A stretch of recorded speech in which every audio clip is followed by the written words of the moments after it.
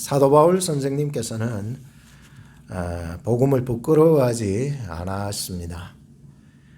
이전에 그의 삶은 복음과는 정반대로 살면서 복음에 관하여는 적대적인 자세로 살았던 사람이었는데, 이제는 그의 삶이 온통 복음으로 뒤덮어 씌어가지고 완전히 그의 삶이 전부가 복음이고 그의 목표도 복음이고 동기도 복음이 되어서 모든 삶의 전 과정이 다 복음으로 살아가. 복음과 관련 없는 것은 아무리 좋은 것도 배설물처럼 여길 정도로 복음에 심취되었고 복음을 위하여서 사는 자가 되었습니다.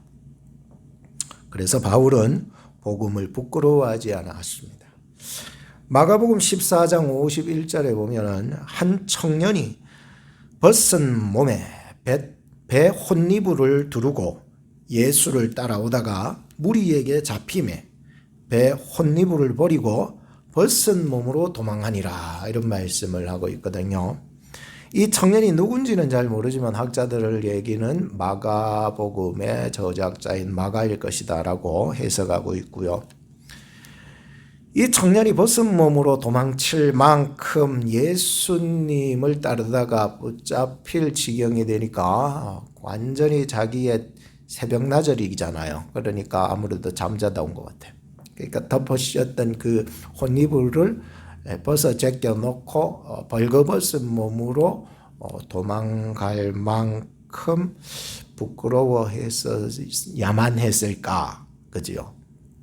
예수님의 패거리다 뭐 이런 소리를 들을까봐 말이죠. 예수님이 사람들에게 높임을 받을 때에는 예수 따르는 것이 굉장히 자랑스럽고 막 자존감이 올라가는데, 군병들에게 끌려가는 예수님을 바라보니까 정말 주를 버리고 도망가고 싶은 마음의 그 청년의 모습이 오늘 우리가 신앙생활하면서 큰 교훈을 주고 있습니다. 우리도 주를 따라갈 때의 영광만 바라보며 따르지 않기를 바라고, 주님이 고난당하시고 어려움 당하실 때에도 함께 할 수 있는 마음을 얻기를 바란다라고 하는 교훈을 얻을 수 있죠. 교회에 다니면서 우리가 어려움이 찾아올 수가 있거든요. 고난이 올 수 있습니다. 그럴 적에도 끝까지 예수님을 부인하지 않고 따라갈 수 있는 교회 성도님들이 될 수 있기를 바라요. 세상의 교회, 이 땅의 교회는 전투적인 교회예요. 그래서 완전한 교회는 천국 가야 있거든요. 그러니까 이 땅에서 교회 생활하면서 조그마한 어려움이 찾아온다 해서 쉽게 십자가를 멀리하거나 내버려버리고 도망가는 일이 없어야 해요. 그 어려움을 주와 함께 할 수 있다면 그 사람이 얻을 영광은 이 땅의 고난과는 전혀 비교할 수 없는 그러한 놀라운 영광을 얻게 되리라 확신하기 때문입니다. 이 마가라고 하는 인물이랑은 전혀 다른 성향을 가진 한 인물에 대해서 우리는 보고 있습니다. 누굽니까? 사도 바울입니다. 사도 바울은 부끄러움을 모르는 사람입니다. 언제나 당당하고 진취적이고 뒤로 물러가지 않는 사람, 자기 의견에 있어서 옳다 인정함을 받고 자기가 붙잡은 것은 절대로 꺾지 않았던 사람, 사도 바울이죠. 줄곧 곧은 사람 말이죠. 그죠? 그런 사람 말이죠. 이런 사람의 전형적인 모습 말이죠. 우리도 살아가면서 그런 분들이 있지 않겠습니까? 그죠? 복음을 받아들이기 전에도 그는 사람 눈치 따위는 개의치 않았습니다. 그가 하나에 꼽히면은 사람 개의치 아니하고 그 하나에 죽도록 충성해 버리는 사람이 있죠. 사도 바울입니다. 율법에 꽂히니까는 율법을 위하여 교회를 핍박하고 사람 죽이는 것을 벌레 한 마리 쥐 빠른 것보다 더 쉽게 생각하는 사람 말이죠. 하나에 꼽히니까 율법을 위해서 모든 교회들을 핍박할 때 다 죽이는데 앞장섰던 사람이었어요. 굉장한 열심을 가진 사람이었습니다. 그런데 이 사람이 율법에 꽂힌지 아니하고 이제 복음에 꽂힌 사람이 되니까 복음을 위하여 죽자 살자 목매 달면서 충성당하는 사람이 되어버렸다는 거예요. 희한하죠? 이런 사람이 정말 무서운 이유가 있어요. 그게 뭐냐면 하나에 꽂히면은 무슨 짓을 할 줄 몰라. 분명한 목표의식과 확실한 표대를 정하면서 성령이 말리지 아니하는 이상은 자기가 정해진 표대 목표를 끝까지 따라가서 쟁취해내는 사람, 절대로 자기의 의지나 뜻을 굽히지 않는 사람, 자기하고 뜻이 안 맞으면은 사도행전 보면은 마가라고 하는 그 인물이 나오는 거죠. 요한 마가, 요한이는 마가거든요. 요한 마가라고 하는 인물이라 그 자기 뜻에 안 맞으니까 대번 꺼버리잖아요. 전도 다시 너가 안 가겠다 그러잖아요. 대단한 사람이에요, 이 사람. 사도 바울 말이죠. 이 사람은 성령이 말리지 않은 이상은요, 죽을 때까지 지 뜻대로 살아나가는 사람이에요. 이런 사람은 예수 믿기를 잘한 줄로 믿습니다. 저 사람은 고집불통이다 하는데 그 사람은 예수 더 믿어야 되고요. 저 사람 말 안 듣는다 하죠. 그 사람 기도도 해야 돼요. 그래야 올바로 쓰임을 받죠. 안 그러면 사람 쉬기거든요. 무서울 게 없는 사람이거든요. 그래서 사도 바울이 예수 믿기로 정하니까 사람 눈치 따위는 보지 아니하고 단번에 유대 전통에서 발을 끊어버린 사람입니다. 굉장한 사람 아닙니까? 여러분들 유대 전통에 빠진 사람이었어요. 미치도록. 그런데 단번에 선 꺼버렸습니다. 대단한 사람이라고 생각합니다. 다시는 안 돌아보더라고요. 오히려 긍휼히 여기는 마음이 생기지. 이렇게 바울이 오늘 로마 교회를 향하여서 내가 복음을 부끄러워하지 아니하나니라고 이렇게 말씀을 했습니다. 그 당시 사람들의 문화나 인식 속에 있는 이 복음, 좀 쉽게 풀이하자면은 십자가 말이죠. 십자가에 달린 그리스도 말이죠. 복음, 십자가에 달린 그리스도라고 표현할게요. 이 복음, 이 십자가에 달린 십자가라는 것 자체가 이미 그들에게 있어서 로마인들에게도 세상 사람들에게 있어서도 저주였지 축복은 아니거든요. 죄를 지은 자 중에서 아주 흉측한 죄인들이나 짊어지는 이 십자가는 무서운 사형 도구였습니다. 형벌이었습니다. 방법이었습니다.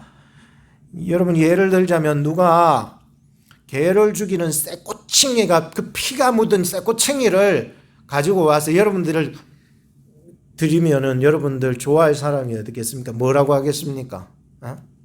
김명환 집사님, 개를 막 쑤셔 죽이던 그 쇠꼬챙이를 그 도구를 피가 잔뜩 묻었는데 그걸 집사님 손에 갖다 드리면은 집사님 좋습니까? 안 좋습니까? 간이 원래 작으세요, 집사님. 깜짝 놀란다. 굉장히 혐오스럽잖아요. 징그러워. 이런 거를 더러운 거죠. 더러운 거. 마치 십자가는 사람들에게 더러운 거예요. 혐오스러운 거예요. 죄인들인데도 그 죄인 중에서 아주 극한 죄인들이나 십자가를 지거든요. 그러니까 굉장히 혐오스럽고 더럽고 수치스럽고 이런 거예요. 그래서 사도 바울은 그것을 부끄럽다라고 하는 표현을 쓰고 있는 거예요.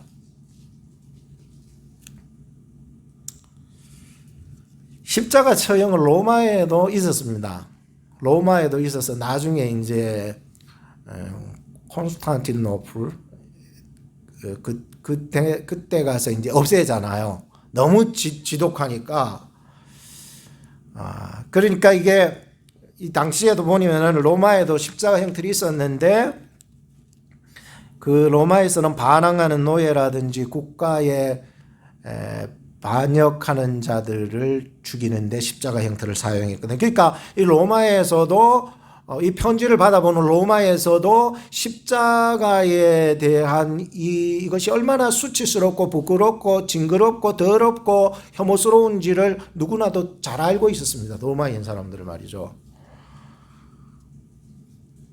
칼빈은 이 부분에 있어서 이렇게 얘기합니다. 사도 바울이 로마 교회를 향해서 내가 복음을 위하여서 복음을 부끄러워하지 아니하나리라고 이렇게 말한 이유에 대해서 두 가지로 얘기 딱 하는 것을 정리해 볼 수가 있었습니다. 이 칼빈 선생님의 얘기인데요. 이렇게 얘기합니다. 로마 사람들이 경건치 못한 자들의 공포와 조롱을 복음이 당하는 것을 볼 때에 좀 말은 어려운데요. 해석이 어려서 그렇지 뭐 내용은 좀 이따 설명해 드릴게요. 그 복음을 그들이 즉 로마 사람들이죠. 로마 사람들이 과소평가하지 않도록 그리스도의 첫 번째 그리스도의 십자가의 치욕을 그들이 견디도록 준비를 시킨다. 그러나 다른 한편으로는 바울은 성도들에게 복음의 최상의 가치를 증명하는 말이라고 이렇게 얘기하고 있어요. 복음이라고 하는 것이요, 세상 속에서는 굉장히 가치 없는 것으로 여겨지지 않도록 로마인들에게 편지를 쓰고 있죠. 그러니까 그리스도의 죽으심이 세상 속에서 그리스도 십자가가 세상 속에서 과소평가 아주 천대받는 것으로 평가되지 않도록 두 가지를 얘기했는데, 첫째가 그리스도의 십자가의 치욕을 견뎌야 할 뿐 아니라 견뎌내야 된다는 거예요. 우리가 예수 믿으면서도 다가오는 십자가의 치욕들 있죠. 내가 예수 잘못 믿었나, 안 믿을 걸, 내가 저런 예수를 왜 믿었을까, 이런 치욕들이 다가올 때 말이죠, 이거를 견뎌내게 하기 위해서 오늘 이 말씀을 주신다는 거예요. 두 번째는 복음, 곧 십자가에 못 박히신 그리스도를 최상의 가치로 증명하기 위해서 이 말을 한다는 거예요.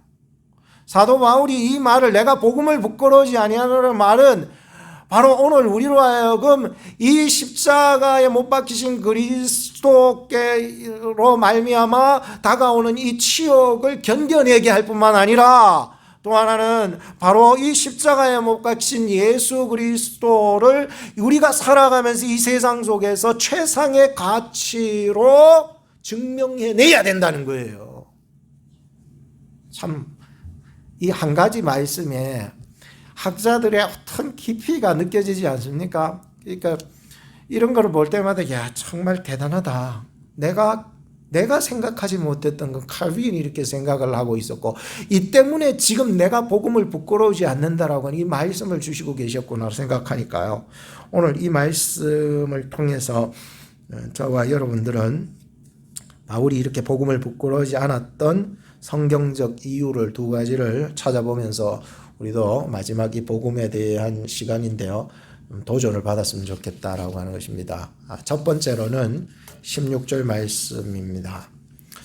이 복음은 모든 믿는 자에게 구원을 주시는 하나님의 능력이 됨이라 했습니다. 여러분들 어떻습니까? 복음이 여러분들에게 있어서 하나님의 능력이십니까? 그 당시 로마의 세력은요, 정치나 경제, 사회 문화, 혹은 뭐 그들이 가지고 있는 종교라든가 또 교육이라든가 이 모든 것들에 있어서 전 세계적으로 진짜 뭐 굉장한 경지에 이르는 나라였습니다. 로마를 거치지 아니하고서는 무슨 말을 할 수가 없습니다. 로마를 통해서만이 모든 것이 증명될 만큼 굉장한 나라였습니다. 바울이 아무리 예루살렘에서 가말리엘의 문화생으로 율법을 배웠었어도 로마 문화의 클래스 속에서 들어가면은요, 마치 자기가 알고 있는 모든 율법도 계란으로 바위치는 거나 똑같았어요. 하물며 율법에서 이제 선 긋고 그 바탕으로 해서 이제 복음으로 거듭나는데, 복음은 어떻게 보면은 이제 신생진리 아닙니까? 그 당시에, 그죠? 신생진리. 아주 촌스럽고 아주 저주스럽고 아주 혐오스러운 십자가에서 무슨 그런 능력이 나갈 수 있겠느냐라고 생각하는 그런 지식인들, 로마인들, 그런 어떤 권력을 가진 나라에서 과연 이 처참하게 십자가에 죽으신 그리스도의 복음이 그들에게 얼마나 영향력이 있겠냐는 거예요. 그래서 저는 표현하기를 마치 계란으로 바위 친다라는 것보다 밀가루 한 움큼을 잡아가지고 바위를 향해서 던지는 거나 마찬가지라고 생각했어요. 오히려 계란보다 더 못한 것이 지금 사도 바울이 전하는 복음이 아니겠는가. 물론 우리 입장에서가 아니라 로마인들의 입장에서 말이죠. 얼마나 이게 다 흩어져 버린 귀퉁에도 안 들어오는 그러한 진리를 갖다가 전하고 있다는 것이죠. 그런데 이 복음이 모든 믿는 자에게 구원을 주시는 하나님의 능력이 된다고 했습니다. 저는 성경, 구약 성경을 보면서 다윗의 그 인물, 골리앗과 싸우는 그 사건 속에서 구원하시는 하나님의 능력을 보게 되었습니다. 복음을 보게 된 거죠. 예. 다윗이 가진 것이라고는 그는 어린 나이, 물맷돌, 그리고 하나님을 믿는 믿음이 전부였습니다. 그런데 그와 반면에 골리앗은 2m 83cm의 거구, 57.5kg의 철갑옷, 7kg의 창, 그리고 머리에는 노트구를 쫙 쓰고 온 전신에 모든 전쟁에 필요한 갑옷을 두르고서 그 거구가 나와서 다윗과 싸우는 내용입니다. 골리앗이 다윗을 보니까 개를 상대로 싸우는 막대기를 들고 있는 어린 애송이 같은 그러한 모습 같아 우스웠을 것이고, 다윗이 골리앗을 보니까 사자와 곰도 때려 눕혔던 다윗이기 때문에 이 골리앗을 이길 자신이 있는 모습이 그에게 나타났습니다. 그가 가진 어떤 전투력에 있는 것이 아니라 그는 비록 아무것도 전투력이 있는 것은 아니지만 물맷돌 하나로 하나님을 의지하고 나가는 믿음이 그에게 있었다는 것이었습니다. 전쟁이 시작됐습니다. 골리앗은 자신의 힘을 의지하고 나오고 있었고, 다윗은 여호와의 도우심을 의지하고 나아가고 있었습니다. 너는 칼과 단창으로 내게 오거니와 나는 만군의 여호와의 이름 곧 너가 모욕하는 이스라엘의 군대의 하나님의 이름으로 너에게 나아가노라 라고 했습니다. 여러분, 다윗은 자기가 갖고 있는 그 물맷돌을 빙빙 돌리면서 골리앗의 이마를 정통으로 때렸습니다. 그리고 골리앗이 쓰러졌습니다. 다윗은 칼을 가지지 않았기 때문에 이 골리앗이 차고 있는 그 칼집에서 칼을 빼어들고 골리앗의 머리를 쳐버렸습니다. 블레셋은 그 광경을 보고 모두 다 도망가고 말았던 것이었습니다. 저는 이 다윗의 모습을 보면서 정말 복음의 그 위대함을 발견할 수 있었습니다. 복음이라고 하는 것은 가장 천하고 가장 수치스럽고 가장 혐오스럽다 할지라도 하나님께서는 그 가장 약한 것을 들어서, 수치스러운 것을 들어서 가장 강한 것을 부서뜨리시기 때문이었던 것이었습니다. 하나님의 능력이 있는 것입니다. 하나님의 능력은요, 우리가 생각하는 그 이상으로 역사해 나가고 있었죠. 바울은 이 십자가의 복음이 모든 믿는 자에게 주시는 하나님의 능력으로 믿었던 거예요. 그래서 이 복음은요, 다이나믹하다라고 하는 생각이 드는 것이에요. 굉장히 역동적이고 움직이는 거예요. 이 복음은요, 마귀의 사단을요 꺾어버릴 수 있는 거예요. 이 복음은요, 병든 자를 일으켜 세우는 거예요. 이 복음은요, 연약한 자의 무릎을 다시 일으켜 세워 올곧게 회복시켜 나가는 능력이 복음 안에 있더라 말이죠. 오늘도 복음을 듣고 그 복음으로 살아나가려고 무단히 힘쓰고 애쓰는 자들에게 하나님의 다이나믹한 이 역동적인 이 힘이 그 사람에게도 오늘날에도 역사할 줄로 믿습니다. 이거 옛날 얘기가 아니고 오늘날 우리에게 적용하라고 주시는 말씀 아니겠습니까? 한동안 비가 오지 않아가지고 고생 많았는데요. 우리도 고생했고 또 땅들도 고생했고 잔디도 고생했습니다.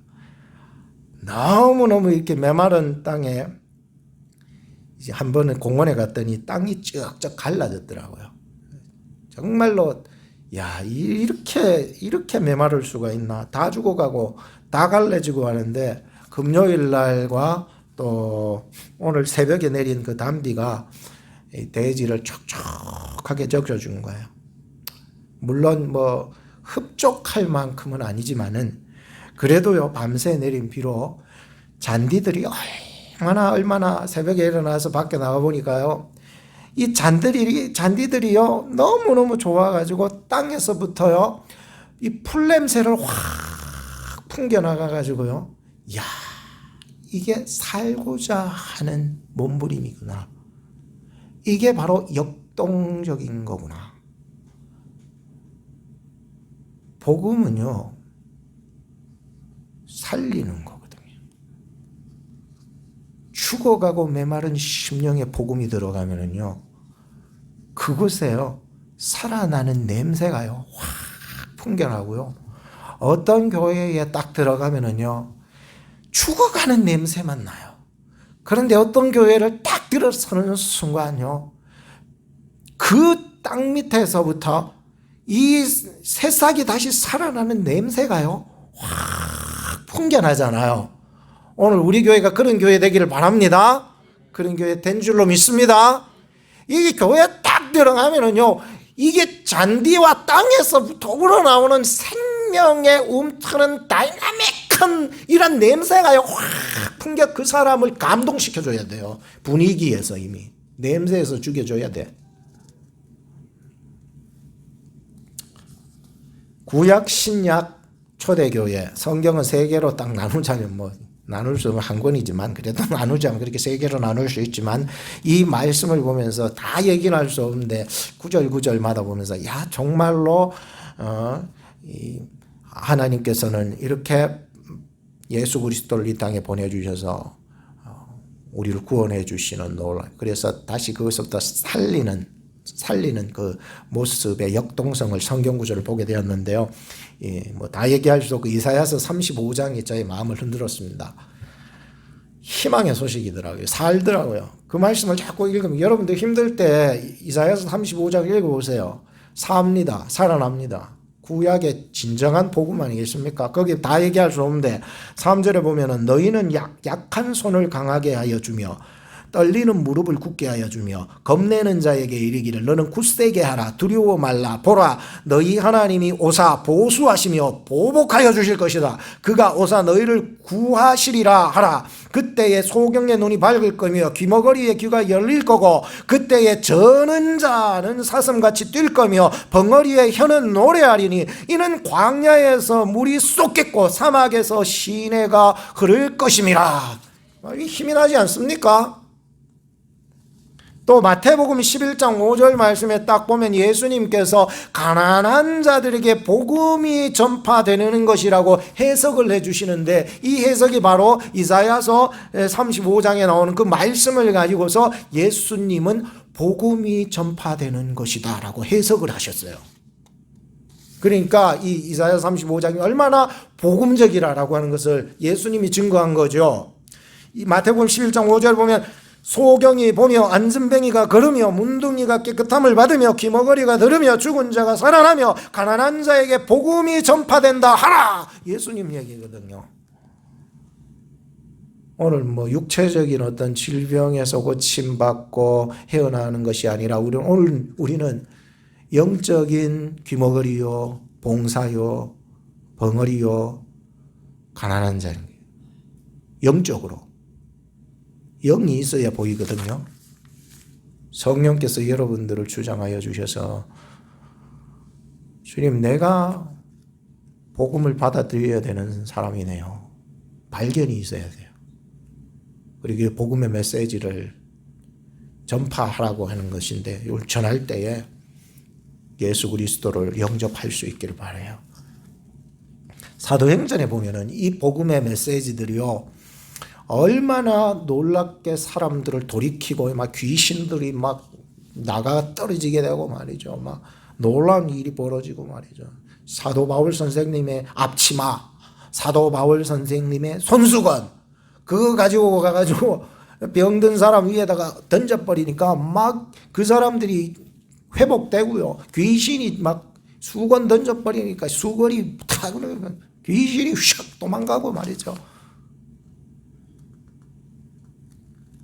사도행전 8장 4절에 그 흩어진 사람들이 두루다니며 복음에, 이 흩어졌다는 것은 초대교회에 핍박이 일어나서 흩어진 거 아닙니까? 이 흩어진 사람들이 두루다니며 복음의 말씀을 전할 때 빌립이 사마리아 성에 내려가 그리스도를 백성에게 전파하니 무리가 빌립의 말도 듣고 행하는 표적도 보고 일심으로 그의 말하는 것을 쫓더러 많은 사람들에게 붙었던 귀신, 더러운 귀신들이 크게 소리 지르며 나가고 또 많은 중풍병자와 안전뱅이가 나으니 그 성에 큰 기쁨이 있더라 라고 얘기하고 있습니다. 다 하나같이 죽어가고 골병 들고 은혜 떨어지고 말이죠. 저나 여러분들은 은혜 떨어졌으면은 은혜 충만하게 채워야 되는 거예요. 그러면은 나 스스로도 살 뿐만 아니라 나를 통하여서 다른 사람들에게도 영향력을 미칠 수 있을 것이기 때문입니다. 복음을 믿는 자에게는 이처럼 상상할 수 없는 일들을 하나님께서 만들어 가십니다. 능력이죠. 겁쟁이들이 복음을 전하게 되고요. 예수님을 부끄러워했던 자들이 예수님을 자랑하게 되고요. 교회에 다니는 것을 창피하게 생각했던 사람, 어릴 적에 그렇지 않습니까? 성경책 들고 가면 야, 너 교회에 댕기나 하면 부끄러워가지고 성경책을 뒤로 몰래 숨기고 성경책을 들고 다니지 않았던, 계속 그렇지는 않았지만 그죠? 오늘 우리가 예수 그리스도를 믿는 것이 우리를 통해서 복음을 전하고 예수 자랑하고 교회를 세워나가는 일에 복음의 증인들로 쓰임을 받아야 되는 것이죠. 이것은 내 능력이 아니라 하나님의 능력이 함께 하시기 때문인 것입니다. 십자가로 구원 얻은 저와 여러분들에게 하나님의 능력이 우리와 함께 하기 때문인 것입니다. 두 번째는 복음에는 하나님의 의가 나타나서 믿음으로 믿음에 이르게 한다고 얘기를 하고 있습니다. 복음에는요, 하나님의 의가 나타나서 믿음으로 믿음에 이르게 하나니 기록된 바 오직 의인은 믿음으로 말미암아 살리라 함과 같으니라 했습니다. 결국 이 믿음에서 믿음으로 믿음에 이르게 한다라고 하는 것은 바로 이 믿음을 통하여서 우리를 의롭게 하며 결국은 주 앞에 의롭다 칭함을 받게 하는 믿음인 것입니다. 겨자씨만한 믿음이 있었다 할지라도 이 믿음에서 믿음으로 이르게 하는 믿음은요, 참 우리로 하여금 실망하지 않게 만들고 하나님을 더 부여잡게 만들고 이 믿음의 역사를 이루어 나가게 하는 믿음이거든요. 여러분들 잘 아는 예화인지 모르겠지만은 마틴 루터가 다시 종교개혁을 하기 전에 낙심했던 그 부분이 있었지 않습니까? 어거스틴 수도원에 있었을 때에 꿈을 꾸었습니다. 시험하는 자가 나타나서, 이 시험은 유혹입니다. 유혹하는 자가 나타나서 루터에게 책을 한 권 가져오더니 루터 앞에 펼치는 겁니다. 책을 보니까 전부 다 까맣게 이렇게 막 기록된 글자들이 있어요. 이게 뭐냐? 이건 다 너의 죄다라고 했습니다. 어릴 적부터 루터가 살아왔던 모든 죄들이 이 유혹하는 자의 책에 다 기록이 되어 있는 것이었습니다. 사탄이 이런 말을 했습니다. 이것이 사실이냐? 루터가 말했습니다. 가만 보니까 전부 다 사실이네요. 사탄이 하는 말이, 그럼 너가 이 더러운 죄를 짓고서도 구원받겠다고 생각하느냐? 루터는 그 말을 듣고 낙심하게 되었습니다. 나 같은 자가 뭘 종교개혁을 하고 나 같은 자가 어떻게 무엇을 하겠나. 그때 위로부터 밝은 빛이 비치면서 이 말씀이 들려왔습니다. 그리스도의 보혈이 우리를 깨끗게 하였느니라. 그 말을 듣는 순간 루터가 정신을 바짝 차렸습니다. 믿음이 그 속에 들어오게 되었습니다. 루터를 다시 일으켜서 종교개혁을 하게끔 해주었던 말씀이 오늘 여러분들이 보시는 이 로마서 1장 17절 오직 의인은 믿음으로 말미암아 살리라. 참 율법이 우리에게 주는 역할은요, 죄를 깨닫게 하는 몽학 선생의 위치밖에 안 됩니다. 이 율법으로서는 하나님의 의를 만족시킬 수 없었던 것입니다. 그것이 율법이 잘못되었다라고 하는 얘기가 아니라 율법을 지키지 못하는 인간의 악한 죄성 때문입니다. 그걸 자꾸만 율법을 탓하지 말아야 되는 거야. 그래서 정말 내 죄성을 그 율법 앞에서 정말 깨닫고 정말 괴로워하는 거예요. 우리는 살아가면서 주님 앞에 주일 성수도 제대로 안 되고 그러죠. 하나님 앞에 드려야 하는 마땅할 11조 생활도 마땅히 안 되고 그러죠. 우리는 살아가면서 주님 앞에 헌신해야 돼 주님의 것이다라고 믿으면서도 전혀 교회 봉사하는 것은 없고 말이죠. 그저 영광스러운 자리만 좋아하고 말이죠. 그저 드러내는 것만 좋아하고 말이죠. 제가 여러분들을 책망하려고 하는 것이 아닙니다. 율법을 따져보니까 전혀 내가 의로운 것이 없는 거고 의로움이 없는 사람은 저뿐만이 아니라 이 세상 모든 사람인 줄로 믿습니다. 모든 사람은 의롭지를 않아요. 하나님의 그 의를 만족시킬 만한 것이 전혀 없어요. 누가 만족시켜줘요? 다윗이 만족시켜줘요? 아닙니다. 그저 합한 자로 여겨주심을 받았을 뿐이지 말이죠. 그래서 우리는 어떻게 보면은요, 정말 하나님의 말씀에 깊이 속으로 들어가면은 우리는 이 죄 때문에 고개를 들지 말아야 됩니다. 뭔도 그 교회에 나와 고개를 빳빳하게 들어. 지금 설교 들으러 듣지 말라고 하는 얘기가 아니고 자기 잘난다고 그렇게 하는 거예요. 그죠? 난 죄인입니다. 하나님 앞에 죄인입니다. 이 발견이 들어가야죠. 들어가니까 어디까지 갑니까? 죄인의 감옥으로 들어가더라고요. 들어가 보셨습니까? 구경도 못해서요? 죄인의 감옥으로 들어가요. 신부는 죄인이요.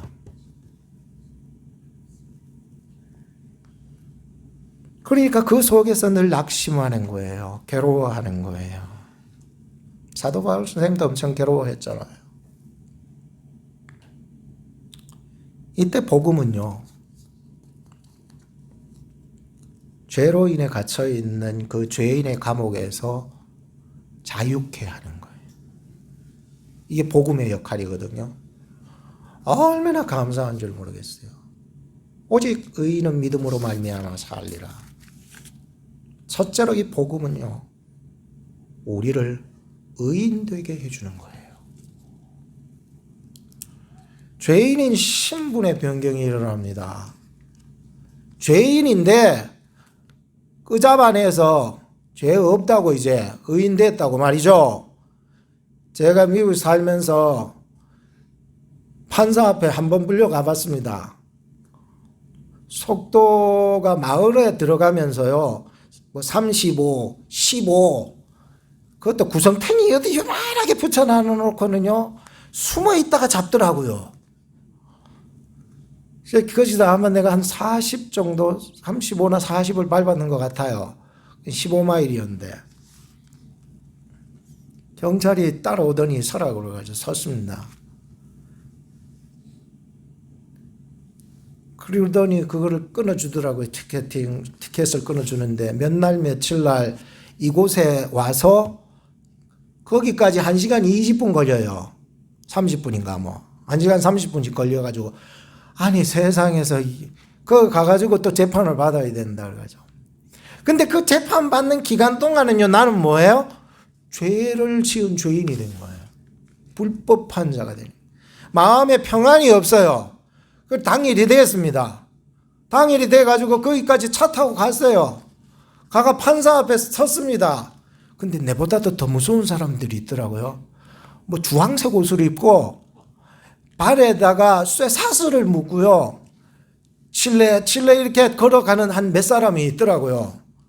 저는 거기 앉아있고 그 사람들은 저 앞에 앉아있고 저 사람 분명히 더 많은 죄를 지을 거다. 나는 쇠사슬에는 안 묶였으니까. 그래서 이제 내 차례가 되어서 길티냐 나 길티냐 그래서 나 길티다고 시인해야죠. 그러니까 죄인입니다 라고 시인하니까 얼마 내라. 그래서 돈을 거기서 이제 판사가 정해주는 금액을 내고 이제 함으로 말미암아 이제 저는 거기서 이제 풀려나게 돼. 그제서야 이제 내가 이 묶임에서 풀려난다는 것이 얼마나 좋은 것인 줄 알았어요.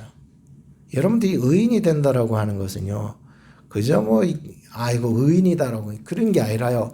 여러분들이 불안하고 낙심되고 죄의 감옥 속에서 풀려나는 역사, 자유함을 얻는 역사, 복음은 자유인 것이에요. 자유인이 되는 것이에요. 여러분들의 신분의 변화가 일어나게 되는 것이에요.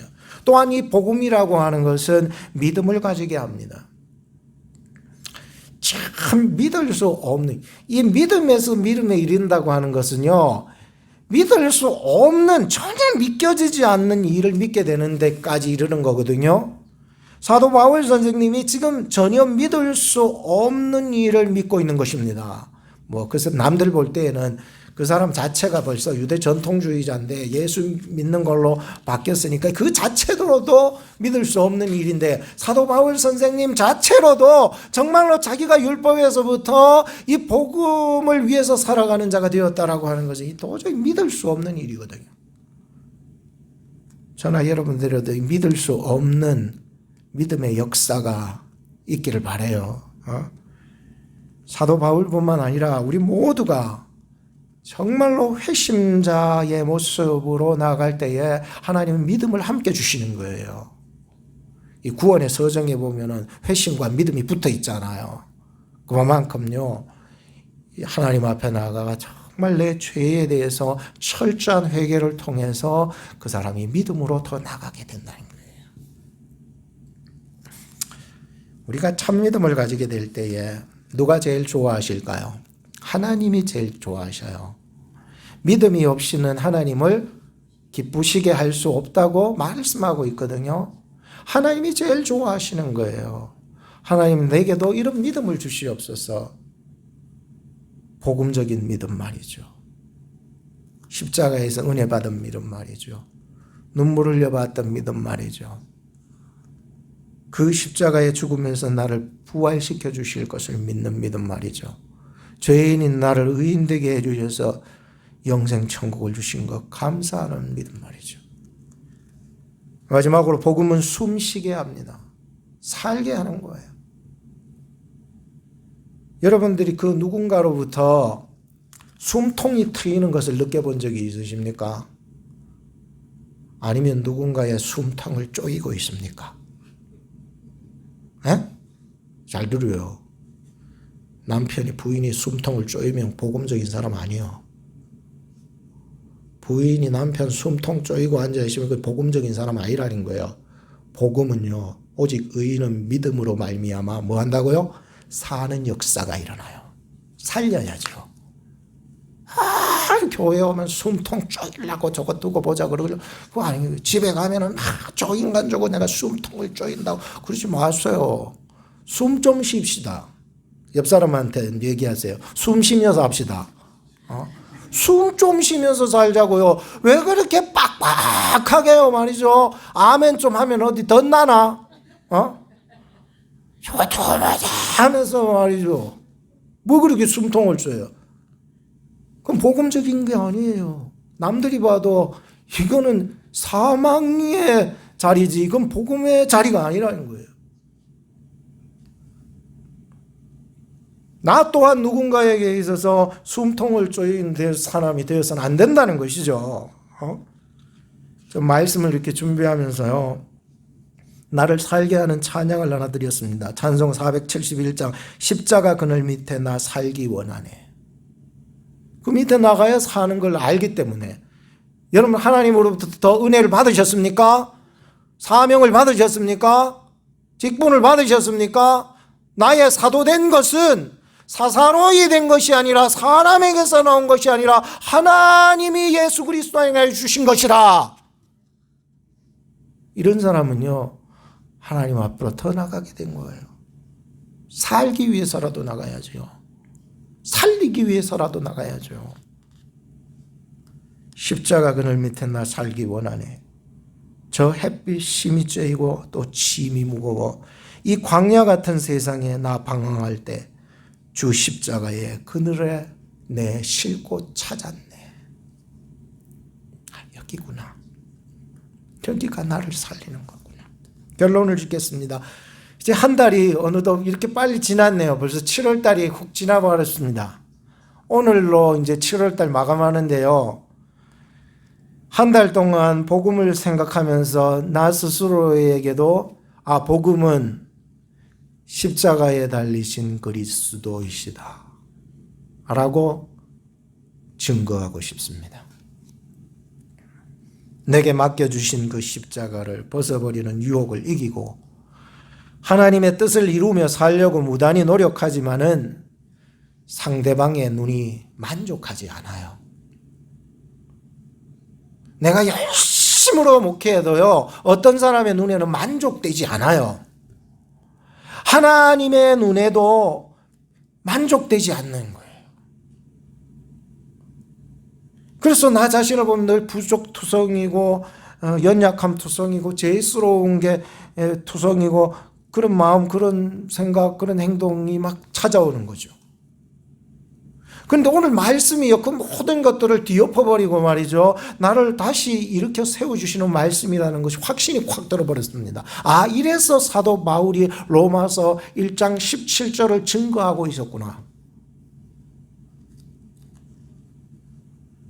오늘 이 말씀은 우리로 하여금 복음적인 사람이 되게 하여서 다시 일으켜서 세상에 부끄럽지 아니하는 사람으로 당당하게 살아나가게 하시는 말씀이 오늘 이 17절의 말씀인 것입니다. 오직 의인은 믿음으로 말미암아 살리라. 이 강력한 하나님의 말씀이요 세상에 요새 미사일 많이 쏴짓긴다는데 우크라이나로 이게 그런 거하고는 잽이 안 되는 거죠. 오늘 이 말씀이요 우리로 하여금 우리의 심령에 떨어져서 우리로 하여금 모든 죄성이 파괴되고 우리로 하여금 다시 일으켜 세워 자유를 얻게 하는 이 말씀이 되기를 바라요. 묶여있지 마세요. 이제 그렇다면 묶여있을 때를 잊어버리지 마세요. 거기서 구원함을 얻었으니까 말이죠. 복음은 낮아진 것도 있지만 또 낮아진 것에서부터 높임받는 것이 있기 때문에요. 아무쪼록 이 복음이 모든 믿는 자에게 구원을 주시는 하나님의 능력이 됨을 믿고 우리 교회가 더욱 다이나믹한 역동적인 교회가 될 수 있기를 주님의 이름으로 축복합니다. 기도하겠습니다. 오직 의인은 믿음으로 말미암아 살리라. 오늘 저희를 통하여 복음이 과소평가되지 않게 해주시고 최상의 가치로 증명될 수 있도록 저희들을 복음적인 증인으로 사용하여 주시옵소서. 다이나믹한 복음의 증인이 되어서 사람을 살리고 교회를 살리고 사회를 살리는 데 일익을 담당하는 그런 복음의 증인들 되게 하여 주옵소서. 예수님 이름으로 기도합니다.